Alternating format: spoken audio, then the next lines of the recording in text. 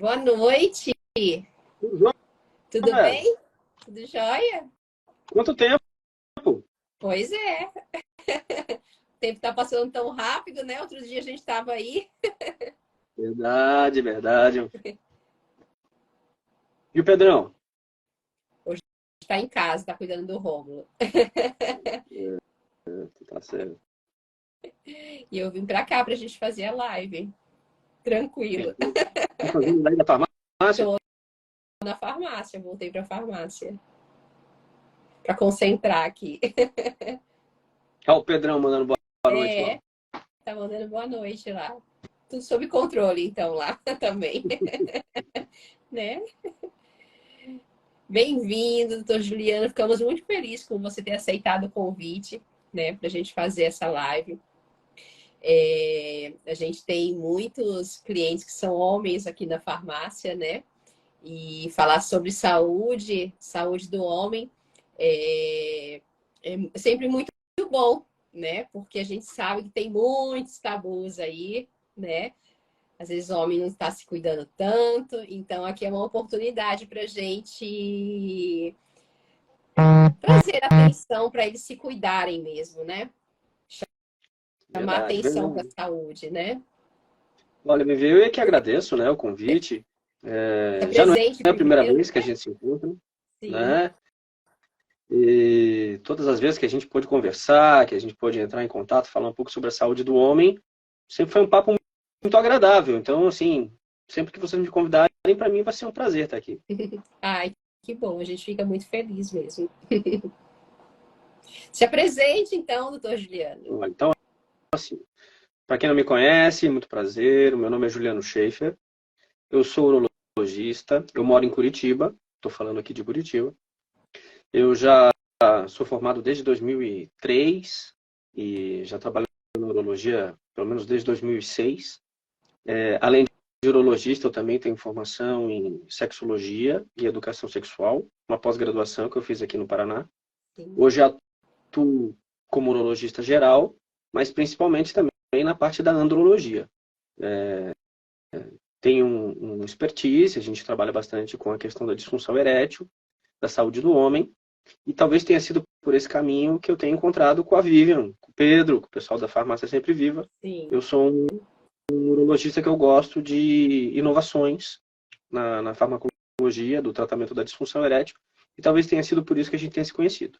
Sim, sim. Então vamos lá, vamos falar sobre o que seria a próstata. Vamos começar com os temas então da nossa live.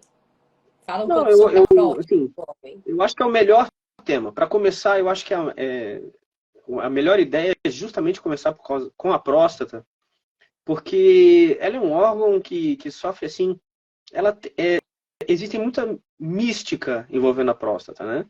Se a gente pensar bem anatomicamente, a próstata é um órgão que está relacionado só com a fertilidade.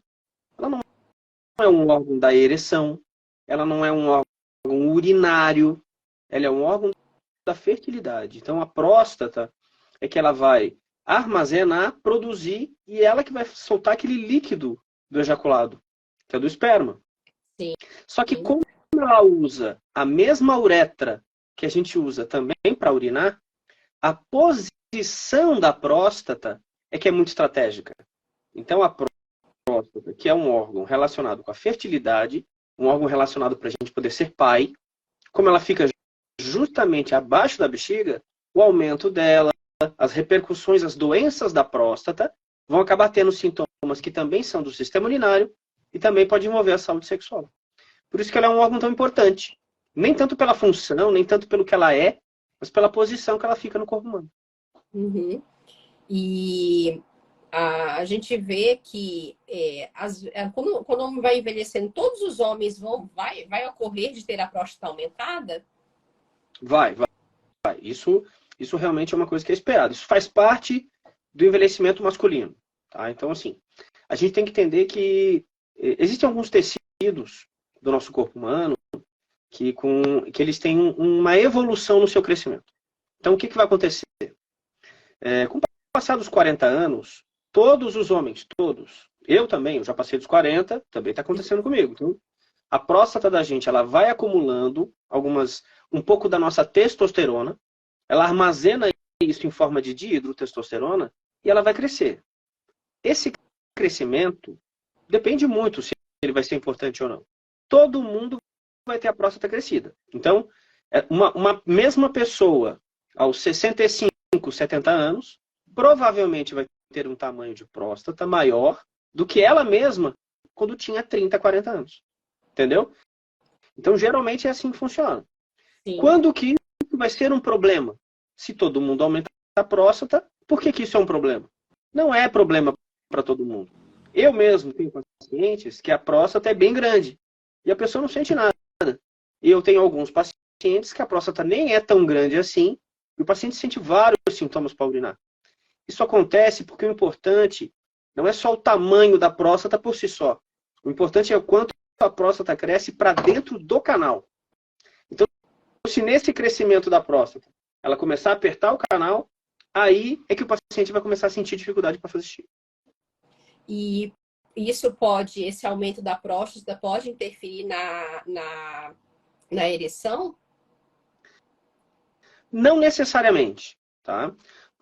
O que a gente entende, o que a gente percebe, é que se nós estamos falando de um paciente que já tem uma idade suficiente para ter um aumento de próstata, e esse aumento da próstata tem essa repercussão urinária, provavelmente ele também já é um paciente que tem outros fatores de risco que também influenciam na saúde sexual.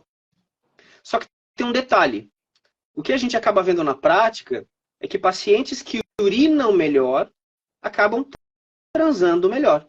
Então, por isso que cuidar da saúde da próstata acaba tendo repercussão em tudo. Qualidade de vida, de uma maneira geral, faz bem para a saúde sexual. Então, você urinar melhor também vai melhorar para você ter a sua saúde sexual. Se a questão da próstata aumentada é uma condição que vai acometer, né, os homens, tem como a gente prevenir que essa próstata aumente? Ou se ela está aumentada, a gente fazer com que ela tenha um crescimento, retardar ou retroceder esse tamanho, se ela atinge um certo tamanho? Uma prevenção, alguma coisa assim? Então vamos colocar de duas formas. Eu posso prevenir que a minha próstata pode crescer? São algumas coisas que eu não tenho esse total controle, tá? Muitas dessas características de crescimento da próstata, elas têm a ver com o biotipo da pessoa. Então você imagina uma pessoa baixinha, magrinha, vai ter um padrão de crescimento e tamanho da próstata. E você vai ter uma pessoa longilínea, alta, ela também vai ter um padrão diferente de crescimento de próstata. Isso faz parte de uma coerência do corpo humano, tá? E muitos desses detalhes são detalhes genéticos. Então, assim, eu não tenho como prevenir, eu não tenho como nem prever se a minha próstata vai ser tão grande assim e qual que vai ser a repercussão. O que eu posso fazer é exames a partir dos 40 anos, eu começo a identificar alguns sintomas e aí não necessariamente eu preciso tomar remédio para diminuir a próstata antes que isso se torne um problema, né? O acompanhamento é que é mais importante, tá? A gente costuma dizer na urologia que o importante não é o retrato desse momento como você está agora. Como é que está o seu tamanho de próstata hoje em relação ao mesmo tamanho do ano passado? Como é que está o tamanho da sua próstata hoje em relação nos últimos 5 anos? Como é que está a evolução do seu PSA? Ele está aumentando? Ele está se mantendo estável? Muitas vezes o nível é um pouco elevado, mas se o nível for estável, isso não necessariamente quer dizer doença. Então, quando a gente está falando da saúde da próstata, eu acho que o acompanhamento ele é mais importante do que necessariamente o tamanho por si só. Pode acontecer alguma condição, alguma doença que uma pessoa mais jovem, menos de 40 anos, tenha uma próstata aumentada? Venha a ter uma próstata aumentada? Pode. Nós temos que entender o seguinte, a próstata, como qualquer órgão, ela está sujeito a ficar doente de qualquer outra forma, tá? Nem só de aumento benigno e nem só de câncer vive a próstata. Então a próstata ela pode ser vítima de traumas, a próstata ela pode ser ela pode sofrer doenças inflamatórias, ela pode sofrer doenças infecciosas. E aí, nesse momento, a gente vê que a próstata, que já pode ter um padrão obstrutivo por natureza, ela pode ficar mais inchada, ela pode ficar mais edemaciada. E aí, momentaneamente, enquanto aquela doença perdurar, o paciente vai ter sintomas semelhantes como se fosse o aumento benigno da próstata, HPB. Então, assim, eu te responderia da seguinte forma. Paciente jovem não vai ter aquela HPB, aquela hiperplasia prostática benigna, já do adulto de 40, de 50 anos. Mas ele pode experimentar os mesmos sintomas por outras doenças benignas da próstata, por uma infecção de próstata, por exemplo, que é como se fosse uma infecção urinária, mas de um órgão maciço. Sim. No seu dia a dia, assim, com os pacientes mesmo, você já chegou a verificar, por exemplo, hábitos de vida, tipo sedentarismo, se bebe, se fuma, se tem muitas parceiras, igual você falou, né? A questão de infecções mesmo, né? Que possam ocorrer inflamações. Isso realmente fica evidente uma condição de uma próstata aumentada do que de uma pessoa que tem um estilo de vida mais saudável, tipo de não ter o hábito de fumar, talvez utilizar alguns suplementos, fazer atividade física, ter uma alimentação mais saudável, porque a gente sabe que tem alguns fatores, né, que levam a certo desequilíbrio hormonal, assim, se isso, né, interfere nesse crescimento da próstata mais cedo ou mais tarde, mais ou menos. Olha, o que a gente acaba percebendo, tá? É difícil a gente estabelecer, assim, nexo causal, tá? Entre o fato de usar, ejacular mais vezes ou não. Os fatores que a gente tem maior relação são os fatores que estão relacionados ao câncer de próstata, né? Então, assim, fatores relacionados ao câncer de próstata, a gente pode citar cigarro, o tabagismo, né? A história genética talvez seja o mais importante. E a gente percebe alguma coisa relacionada a uma dieta rica em gorduras. Como que a dieta rica em gorduras aumenta câncer de próstata, aumento de próstata e etc. A gente não sabe dizer o mecanismo correto como é que ele acontece. Mas o que a gente percebe é quando nós fazemos assim comparações entre índices de câncer de próstata nas Américas e índices de câncer de próstata, por exemplo, no Japão.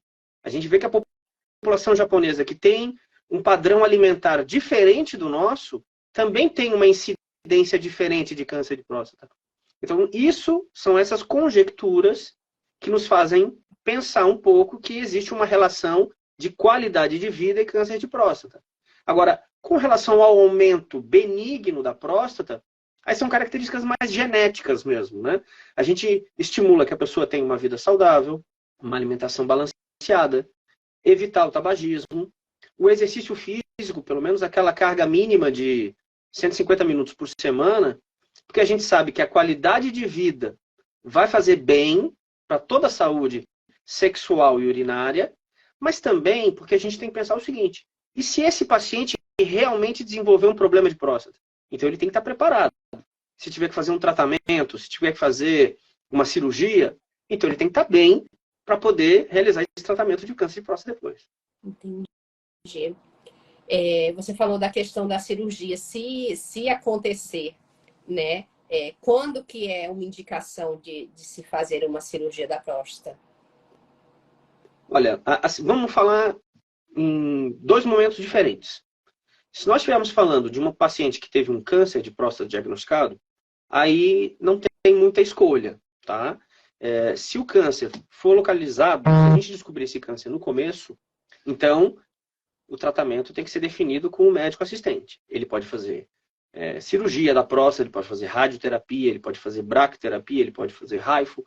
Existe uma série de tratamentos e aí cada um vai ver qual que é o melhor caso, ok? Mas se a gente estiver falando do aumento benigno da próstata, aí ele não tem uma regra assim tão matemática. Eu sei que quando a gente está conversando com o público geral, né, as pessoas sempre buscam uma receita de bolo, alguma coisa que facilita. Então, assim, Se a minha próstata chegar em 70 gramas, eu tenho que operar? Ah, eu já estou tomando remédio e a minha próstata é muito grande, não vai ter jeito, vou ter que operar. Na verdade, é um conjunto de coisas. O ideal que eu diria é o seguinte: não esperar a próstata ficar tão grande para causar um problema tão grave e não ter tempo de fazer tratamento. Geralmente, quando a gente faz o diagnóstico no começo do incômodo, quando a próstata nem é tão grande, a gente pode fazer tratamento só com os medicamentos. Existem alguns tipos de medicamento. Medicamento que é só para melhorar o fluxo urinário, e medicamento que vai diminuir a próstata com o tempo. Só que esse mesmo medicamento que pode ajudar a diminuir o tamanho da próstata, ele vai demorar um tempo para atingir essa meta. Então a gente sabe que não adianta só o paciente tomar o remédio e achar que está fazendo a parte dele. A gente precisa de tempo, a gente precisa de paciência. Para o paciente que demorou para fazer o diagnóstico, que não vai ter o tempo necessário para responder ao tratamento medicamentoso, aí a cirurgia é uma boa saída. Então veja que em nenhum momento eu falei o tamanho da próstata, o valor do PSA, o grau de sintomatologia é importante, mas assim, vai depender muito da história do paciente, do tempo que o paciente tem para enfrentar a doença. Então é uma decisão que não é tomada nem só pelo médico, também nem só pelo paciente. Geralmente é um combinado. Você experimenta o medicamento, você percebe como é que o paciente adere ao tratamento, o próprio paciente percebe se vale a pena continuar insistindo no remédio ou não, e quando essa situação não é atingida, daí a gente propõe a cirurgia.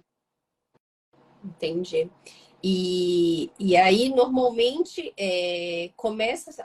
faz um tratamento medicamentoso, então, para tentar diminuir esses efeitos da próstata aumentada, esses desconfortos. Então, assim, existem mais de um tipo de desconforto, então, causado pela próstata aumentada. Sim, sim.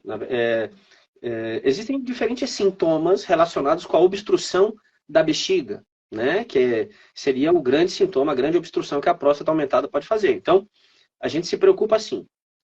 Geralmente o paciente percebe isso porque ele percebe uma diminuição no jato urinário. Ele percebe que ele tem que fazer mais força com a bexiga para sair um jato forte de urina. A gente percebe que o paciente, uma coisa que incomoda muito é quando o paciente tem que acordar de madrugada para urinar várias vezes. Então você percebe que o paciente ele não está urinando tudo que tem dentro da bexiga de uma vez só. Ele está urinando como se fosse a prestação. Ele acorda 3 vezes à noite, ele faz várias vezes durante o dia. Às vezes o paciente vai de pouquinho em pouquinho. Aí você começa a perceber que o esvaziamento da bexiga não está completo. A grande suspeita, a suspeita inicial, principalmente pacientes adultos jovens, 40, 50 anos, geralmente é o aumento da próstata. Ela que faz esse sintoma, ela que atrapalha. Ela é a primeira barreira da urina quando ela sai da bexiga para a uretra. E é nessa hora que é o ideal você tentar melhorar a qualidade de vida com os medicamentos. Então, de novo, quando você está fazendo o diagnóstico, você ainda está entendendo o terreno que você está pisando, até você realizar todos os exames, entender o tamanho da próstata, ver a evolução que essa doença está tendo, vale a pena começar com o tratamento medicamentoso. Fazendo o tratamento medicamentoso, você pode melhorar a qualidade de vida, o paciente pode começar a urinar melhor e, como eu já falei antes, não necessariamente ele precisa ter uma próstata gigante para sentir mal. Às vezes próstatas pequenas, mas que o pequeno crescimento que ela teve já é o suficiente para ser obstrutivo, talvez esse paciente até não precise fazer uma grande cirurgia. Só com o medicamento já no início, ele já melhora muito a qualidade de vida dele. Entendi. E os medicamentos disponíveis? Existem tratamento natural, existem os medicamentos tradicionais, faz uma associação dos dois, o que você gosta de utilizar? Olha, eu vou ser sincero para você, eu tenho uma formação que é muito alopata, né? Então eu tenho uma predileção pelos medicamentos farmacêuticos sintéticos mesmo. Sim. Mas eu reconheço que existem medicamentos, principalmente medicamentos naturais, que eles são grandes adjuvantes no tratamento da hiperplasia benigna da próstata. Então, assim, eu particularmente gosto muito de usar alfa-bloqueadores, e aí a gente pode usar medicamentos à base de doxazosina e medicamentos à base de tanzolosina. No mercado existem várias marcas, diferentes preços. Hoje em dia, a acessibilidade para esse tipo de tratamento é muito importante. Mas, assim, existem os medicamentos específicos que são para diminuir o tamanho da próstata com o tempo. E aí eles são baseados principalmente em finasterida e dutasterida. Essas duas substâncias são substâncias que agem lá na transformação da testosterona que a próstata usou para aumentar de tamanho. Então, se você usa um medicamento que age nessas enzimas, é a 5-alfa-redutase, o nome da enzima, você automaticamente está cortando o mecanismo que faz a próstata crescer. Uhum. Então, esses medicamentos que interferem no crescimento da próstata, no primeiro momento, eles não deixam a próstata crescer. E depois, Sim. com o tempo, a próstata pode acabar diminuindo de tamanho. Então, assim, na minha sequência de tratamento, eu gosto de usar primeiro um alfa-bloqueador, que é um bom remédio. É o remédio que vai fazer o paciente sentir melhor. Ele que faz a diferença no sintoma, no final das contas, na prática. Eu gosto, dependendo, quando um paciente já é um paciente que eu já acompanho, que eu já conheço o padrão do PSA dele. Eu estou vendo, eu já posso fazer um medicamento que depois vai diminuir a próstata de tamanho. Eu discuto com o paciente o uso desse tipo de medicamento, porque sempre tem alguns efeitos colaterais. Sim. E quando o paciente está fazendo os dois tratamentos, mostra uma certa melhora, mas ainda existe um sintoma ou outro que o paciente reluta, acaba não melhorando, aí eu abro o caminho para a gente usar os fitoterápicos, tá? Então, assim, existem fitoterápicos vários, né? Existe, por exemplo, eu gosto muito da androtase, existe salpalmeto, existe serenola repens.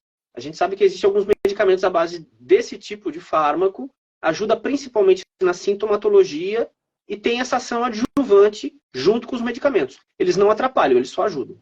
Sim. Ah, é muito legal. A gente faz os manipulados, né, aqui na farmácia. Inclusive, a gente faz a finasterida, tanzulosina, todos esses também. Então, é uma opção também, né, para o paciente. É uma opção viável, né? Muito viável. A finasterida e a dutasterida, se não me engano, acho que eles também fazem manipulação para queda de cabelo, esse tipo de tratamento também. Sim, utilizamos eles também. E tem sim alguns tricologistas, né, que associam mesmo, né, esses medicamentos para realmente para a parte capilar associada a outras formulações também.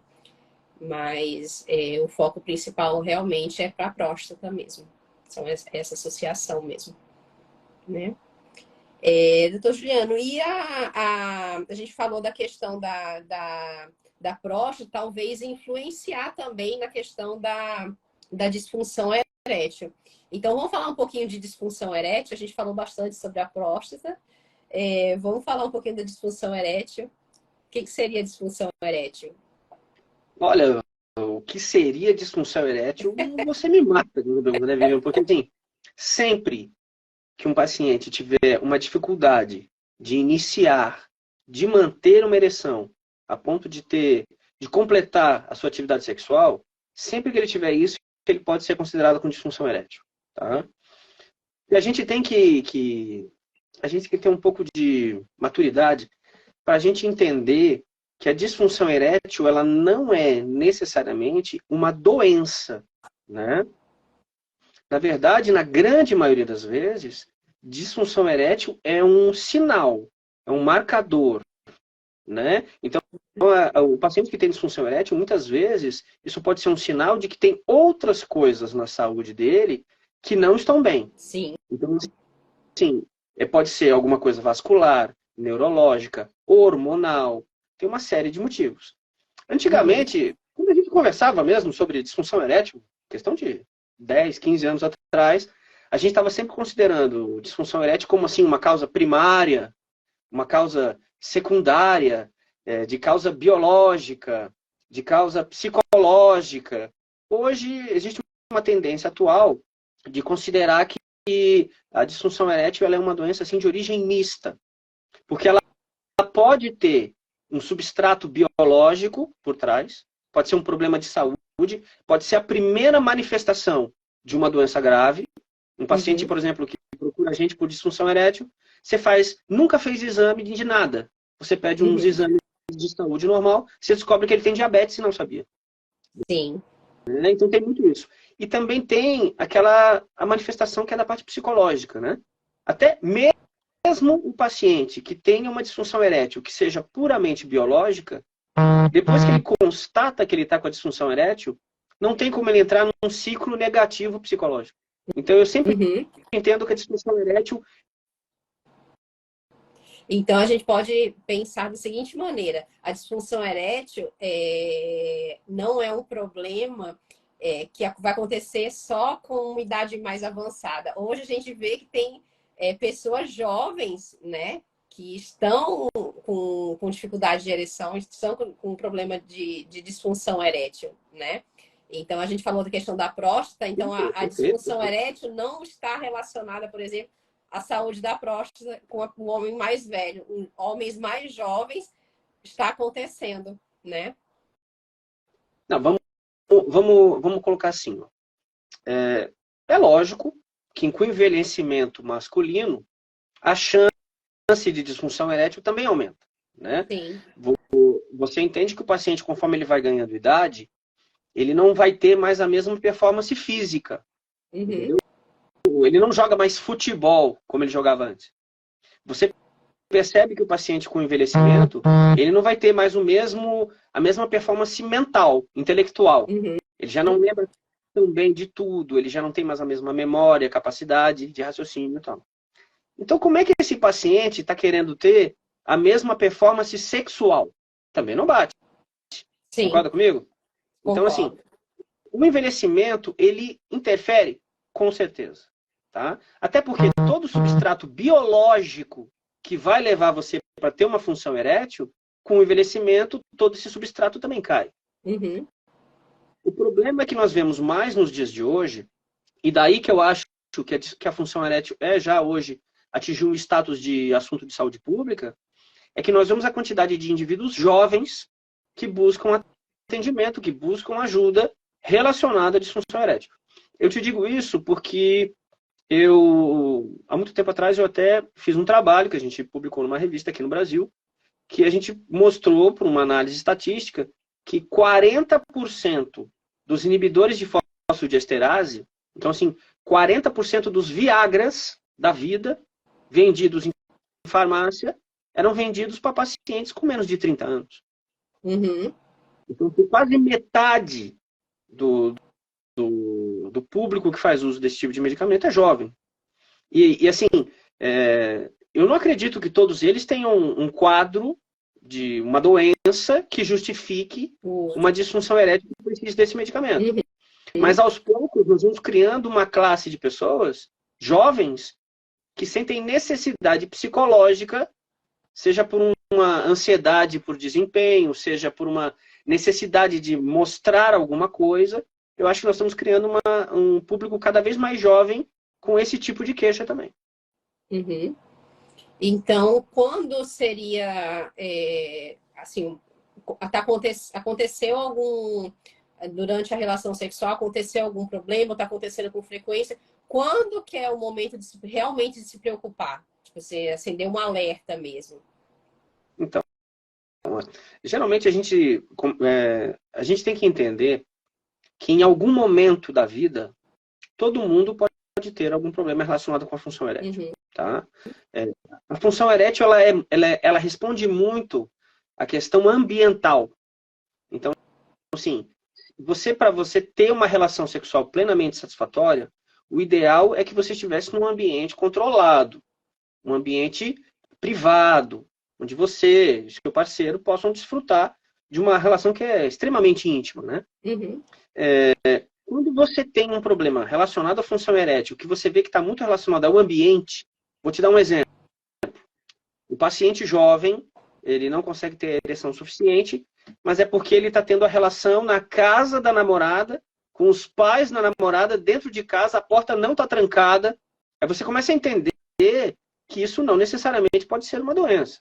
Uhum. Então, o que eu costumo dizer é o seguinte: quando você costuma ter repetidos eventos de disfunção erétil, mesmo em ambientes favoráveis, construídos para isso, aí eu acho que vale a pena pelo menos uma avaliação médica. Uhum. Pelo menos um papo com alguém que possa dizer, olha, realmente você está caminhando numa direção aí que não está legal. Vamos identificar o que está acontecendo. Vamos aproveitar que você está com essa idade. Vamos fazer um check-up e ver como é que você está de saúde.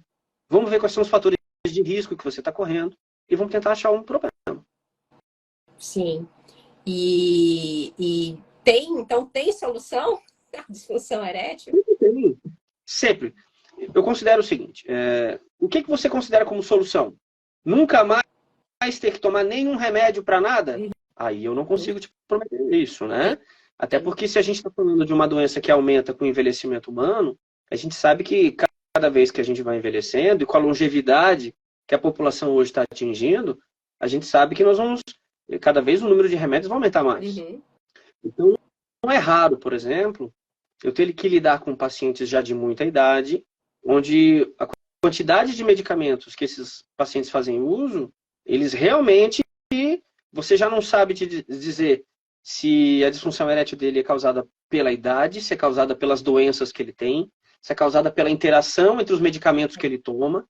Então a gente sabe que assim, a solução da disfunção erétil é sempre procurar a solução da causa do problema.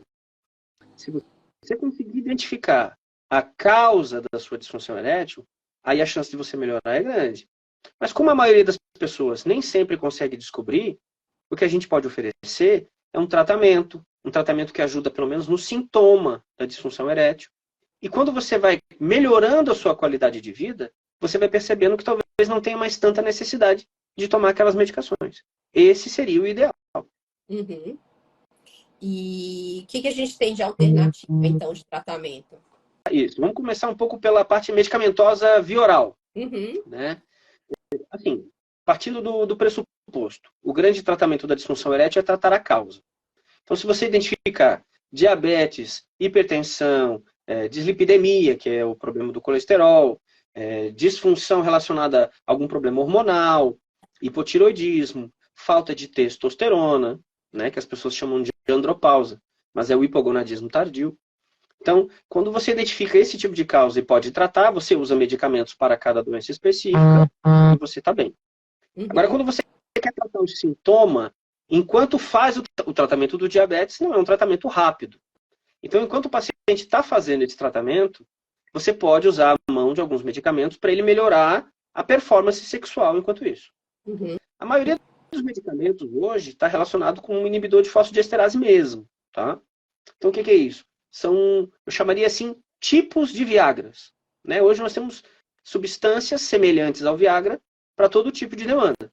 Então, assim, nós temos medicamentos com um efeito mais duradouro, nós temos medicamentos que o efeito é mais curto, mas eles têm a impressão de ser um efeito de maior impacto. Nós temos medicamentos que não são, que causam menos efeitos colaterais, porque são vasodilatadores mais específicos. Nós temos medicamentos, eu gosto principalmente da tadalafila, que nós podemos fazer o uso da tadalafila diária. Você pode fazer doses menores todos os dias, mesmo nos dias que não vai ter relação, e o paciente acaba nem percebendo que ele está fazendo uma vasodilatação peniana. Então, assim, a farmacopeia desse tipo de doença é muito extensa. A gente sabe que existem muitos fitoterápicos, então, muitos pacientes que procuram a gente, eles já estavam fazendo uso de... Gente que faz uso de tríbulos terrestres para aumentar a testosterona, gente que usa maca peruana, gente que usa arginina, gente que usa dente de leão. Existe uma série de plantas, existe uma série de fitoterápicos. A gente vê assim muita propaganda, né, na internet, nas rádios, de polivitamínicos. Eu considero que existem várias substâncias que podem sim ajudar o paciente. Mas o paciente nunca pode perder o foco do grande tratamento, que é tratar a causa base de tudo isso. Sim. E o alprostadil? O que você acha do alprostadil? Você tem resultado com ele? Você usa? Ele realmente veio com alternativa ao Caverjete? Eu sabia que você ia me perguntar isso aí, viu? Mas assim, eu gosto de conversar assim.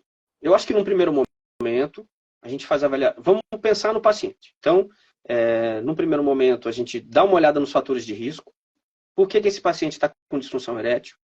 A gente tenta trabalhar qualidade de vida. Então, a gente tem que pensar dieta e exercício físico. Sim, Veja, sempre. eu não sou o cardiologista do paciente. Eu também não tenho conhecimento suficiente para dizer o que ele pode, o que ele não pode se alimentar, né? Sim, Mas eu, pelo menos, desperto o paciente para essa importância. sim. Indico um colega que pode ajudar, o cardiologista, o endócrino, Uhum, nutricionista, e isso aí vai ajudar. Esse é um primeiro momento. E esse tipo de tratamento, mudança nos hábitos de vida de uma pessoa, isso é demorado. Demora para acontecer e demora para dar certo. Então a sim. pessoa tem que investir mesmo e vestir a camisa, né? Uhum, Aí no segundo momento, a gente pode começar com um tratamento medicamentoso via oral. Até pelo preço, que é mais acessível, ele pode ser manipulado, uhum. geralmente é mais comum.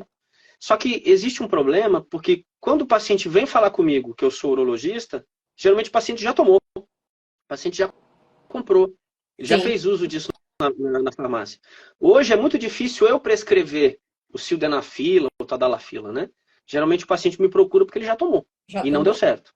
Uhum, Mesmo assim, eu gosto de fazer uso desse tipo de medicamento diário, porque eu sei que ele vai fornecer, pelo menos, o arcabouço vascular que o paciente precisa para melhorar. uhum, E aí, no segundo momento, o paciente chega para mim e fala assim: olha, eu estou tratando as minhas doenças básicas, eu estou melhorando minha qualidade de vida nos meus uhum, hábitos, eu já estou fazendo uso dessa medicação diária, mas eu já estou meses fazendo isso. E eu quero ter a ereção, como é que eu faço? uhum.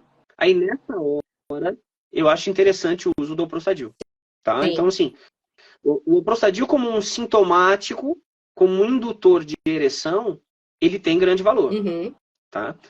A gente pode fazer uso do Oprostadil. O Oprostadil já existia desde a década de 80, né? Quando eles faziam o Oprostadil por via injetável mesmo, uma injeção no corpo cavernoso.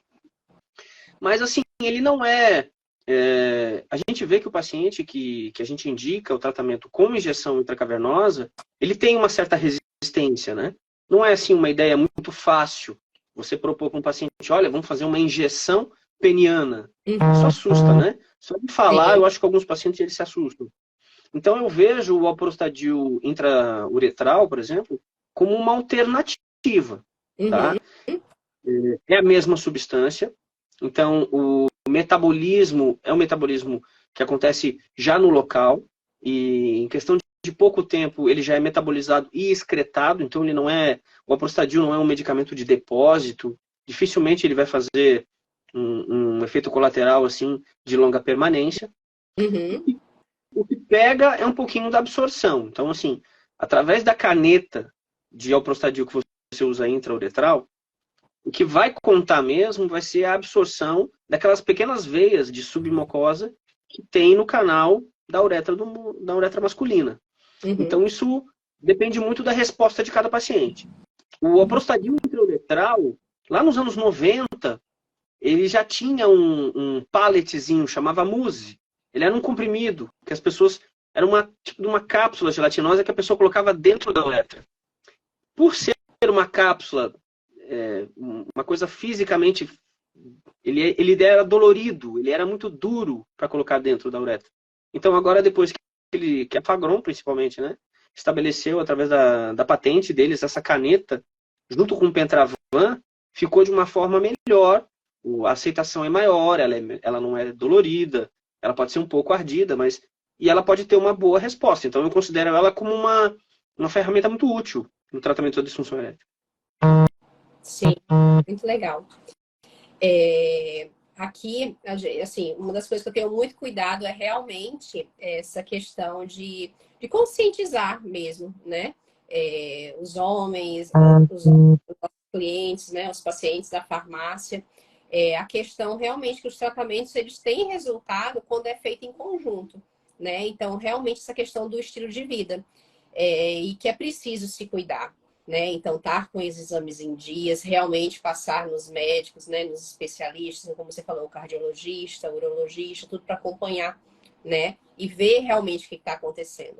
Né? Então, uma coisa que a gente sempre fala muito aqui, e é o que a gente vê os melhores resultados de tratamento, é quando as pessoas realmente mudam esse estilo de vida. Né? Então, fazem a suplementação, tomam o medicamento direito, fazem aquele acompanhamento, tudo bem direitinho mesmo, né? Então, o intuito até dessa live mesmo é a gente levar um pouco de informação, que às vezes para muitos homens é um tabu se falar sobre o assunto, ou tá tudo bem e vai ficando acomodado, e às vezes a gente sabe que as coisas não estão tão bem, né? E como você falou, vai passando o tempo e às vezes vai agravando uma coisa que pode ser controlada lá no começo, né? Pode ter um controle ali e evitar uma progressão de doenças para chegar até ficar mais graves mesmo, né? Agora eu queria que você falasse. Entender, a gente tem que. Desculpa, Vivian. Mas é que a gente tem que entender que quando a gente fala de saúde sexual, assim, nós estamos falando de uma coisa muito íntima, né? Sim. Então, assim, eu como homem, né? Eu entendo, assim, fazendo um exercício de empatia, é compreensível que alguns homens demorem para procurar um pouco de ajuda. É compreensível também que existe uma certa vergonha do paciente. O paciente tem que assumir para ele mesmo que ele está com um problema, que ele está com uma situação difícil. Isso Sim. já é um ponto. Segundo, ele tem que entrar em acordo com a parceira. A gente vê que muitos pacientes às vezes vão no médico obrigados pela parceira. A parceira, não, com esse problema aí você vai no médico. Sim. Né? E aí depois, quando ele senta na frente do médico, assim, coitado, ele já teve que ligar, marcar, cancelar o trabalho dele naquele dia para ir no médico à tarde, senta na frente do médico, e aí? E aí? Pode começar a falar, e aí? Então, assim, a pessoa às vezes não está preparada. Sim. É uma situação de muita vergonha, assim. Eu tento criar um ambiente mais acolhedor, eu tento conversar um pouco, brincar, até que aquela história vai saindo, né? Sim. E aí você vai ajudando, vai dando as dicas, o paciente vai contando a historinha direitinho. E se o paciente quiser te encontrar, onde que encontra? Sua clínica lá eu sei que é completa, tem uma equipe multidisciplinar que você encaminha também. Se quiser fazer consulta online, é possível, que às vezes a gente sabe que tem homens que estão em cidade ou às vezes cidades pequenas, não tem acesso. Como que faz? Consegue fazer consulta online? Fala um pouco mais, então. Como consegue te encontrar? Olha, então assim, aqui nós temos uma clínica mesmo, é a clínica Provida. Aqui na clínica nós temos urologistas, no caso o urologista sou eu. Nós temos endócrino, nós já tivemos cardiologista, hoje ele já não está, nós tivemos clínicos, nós temos coloproctologista. Então hoje é uma clínica, tem psicólogo, tem nutricionista.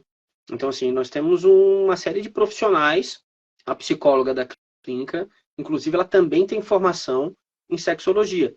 Então assim, nós temos uma equipe, porque nós entendemos que o paciente hoje com uma demanda sexual, ele é um paciente que ele merece uma avaliação de maior abrangência. Então, não é só o urologista que vai decidir a vida sexual desse paciente.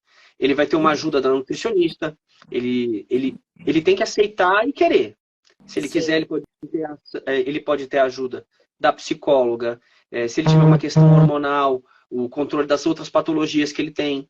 Nós temos 3 endócrinos na clínica que vão ajudar. Qual que ele tiver, o perfil que ele possa gostar do médico, ele vai atender.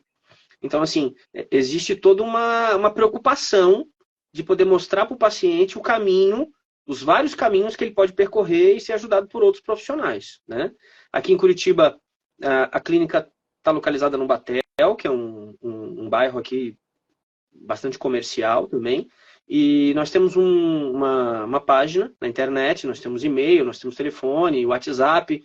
Depois eu posso deixar com vocês direitinho um contato para a gente poder, quem quiser entrar em contato, a gente conversa. Consultas online, nós temos algumas, a gente faz consulta online assim. Existem alguns casos mais específicos de pacientes que realmente que não são aqui da nossa região. Daí a gente programa algumas consultas fora do horário comercial para poder conversar com um certo tempo. Tudo pode ser agendado e conversado. Então é isso. Acho que nós falamos tudo, né, doutor Juliano? Eu fico feliz. Eu até olhei aqui, eu até dei uma olhada aqui nas perguntas. Eu acho que a gente foi respondendo ao longo da live tudo isso, né? Uma dúvida que eu vi, que apareceu aqui no Instagram, teve alguém que perguntou se poderia fazer confluência de tratamentos, tá? Usar o tratamento comprimido via oral, usar a caneta de alprostadil, pode, tá? Pode, eu posso te dar essa resposta de duas maneiras. Bioquimicamente pode, porque são substâncias que não estão competindo pelo mesmo receptor. Então, o paciente que faz uso de inibidor de fosfodiesterase oral, ele pode tomar o tadalafila diário, ou ele pode tomar o sildenafil, Viagra, na demanda, ele também pode usar a caneta de alprostadil naquele momento. Os medicamentos não vão interferir um com o outro, não são sinérgicos e também não competem entre si. Então, o tratamento pode ser feito de maneira contínua, tá? Assim, acho que mensagens importantes que nós temos que deixar é que o tratamento da disfunção erétil não é o sintomático, o tratamento da disfunção erétil é tentar descobrir a causa.